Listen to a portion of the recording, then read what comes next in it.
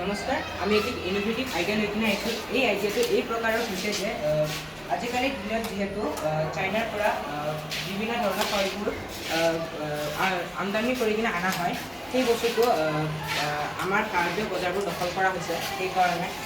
সেইকাৰণে আমি এই ৰবটিক প্ৰডাক্টটো বনোৱা হৈছে। এই টয়টো এই প্ৰকাৰে কাম কৰিব যে যিহেতু আজিকালি চাইনাৰ পৰা বহুতো ধৰণৰ ৰবটিক প্ৰডাক্টবোৰ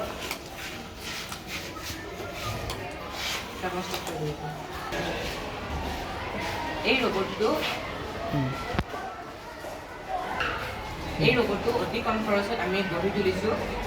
যিহেতু চাইনাৰ পৰা বিভিন্ন ধৰণৰ ৰবটিক পুতলাসমূহ অনা হয়, সেইবাবে আমি এই আমাৰ ৰবটটো ভাৰতীয় বজাৰসমূহত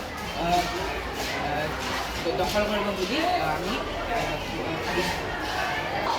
আৰু লগতে প্ৰাথমিক বিদ্যালয়সকলত আমাৰ এই ৰবটটোই প্ৰাথমিক জ্ঞান দিবৰ বাবে ব্যৱহাৰ কৰিব পাৰিব।